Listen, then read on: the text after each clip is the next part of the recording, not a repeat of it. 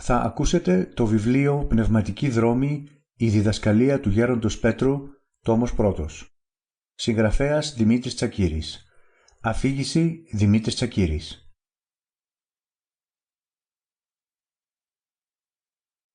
Αντί προλόγου. Παρακολουθούσα από κοντά, μέσω του φίλου μου του Γιάννη, την περιπέτεια του γέροντά του. Εκείνο το απόγευμα ήρθε στο γραφείο μου.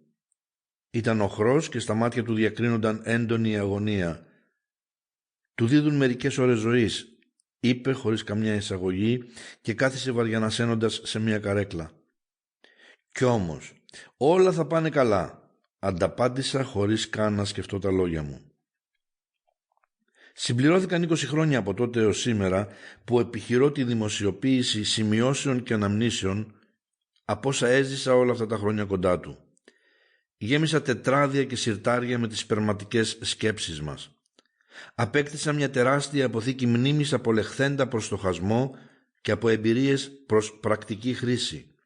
Μια πρώτη προσπάθεια διευθετεί και ξεκαθαρίζει ορισμένα από τα ουσιώδη σημεία της διδασκαλίας του γέροντα.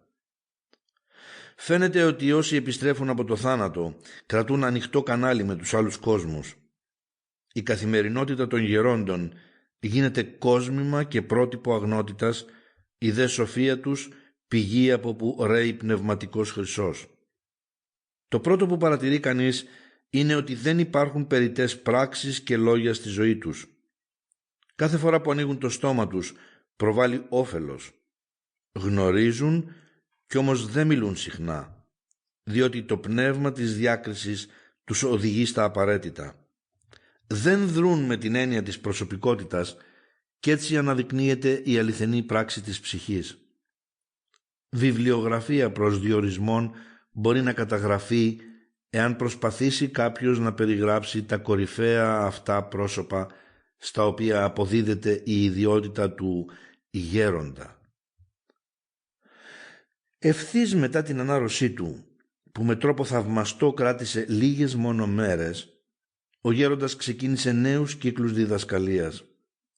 Όλοι οι μαθητές του βλέπαμε την ενσάρκωση του Φοίνικα. Αντί να φθήνει το δυναμικό, η δραστηριότητά του γέμιζε έμπνευση και γνώσεων εκπόρευση. Νομίζω ότι στην περίοδο αυτή βρίσκεται η χρυσή εποχή της ουσιαστικής διδασκαλίας του. Πρόκειται για ένα σύστημα χριστιανικού μυστικισμού με απόλυτο σεβασμό στην Ορθοδοξία, που το χαρακτηρίζουν οι επιλεγμένες τεχνικές και η διήλυση της ουσίας σχεδόν όλων των συστημάτων που οδηγούν στην αυτογνωσία. Ένα ολοκληρωμένο οικοδόμημα γνώσεων και πρακτικών που οδηγούν στο δρόμο μας προσφέρθηκε σταδιακά με θαυμαστή μεθοδικότητα, απαράμιλη πειθαρχία και ακρίβεια. Είχα την τύχη να περάσω από διάφορα εσωτερικά συστήματα και να γνωρίσω τεχνικές αλλά και εκφράσεις της θεωρίας.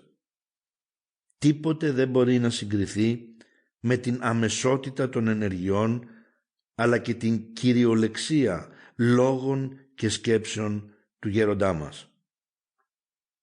Η περιπλάνησή μου στα εσωτερικά μονοπάτια, κυρίως της Ανατολής, είναι γεγονός ότι για δεκαετίες είχαν απομακρύνει το ενδιαφέρον μου για το χριστιανισμό. Η εμφάνιση και η παρουσία όμως ενός πραγματικού γέροντα και το γεγονός ότι ήμουν ο ίδιος σχετικά ώριμος πλέον υπήρξαν οι καταλυτικοί παράγοντες για να μπει ο Κύριος τόσο ορμητικά μέσα στη ζωή μου.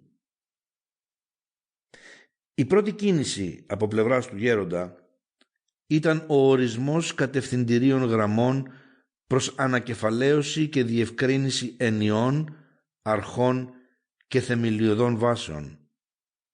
Κυρίως όμως ενιών, οι οποίες βρίσκονταν εντός μου εν συγχύση και όπως περιγράφεται σε κάποιο κεφάλαιο, το πρώτο καθήκον που μου επιβλήθηκε ήταν να γυρίσω στα θρανία και να μελετήσω ξανά θεολογία παρά το προχωρημένο της ηλικίας μου.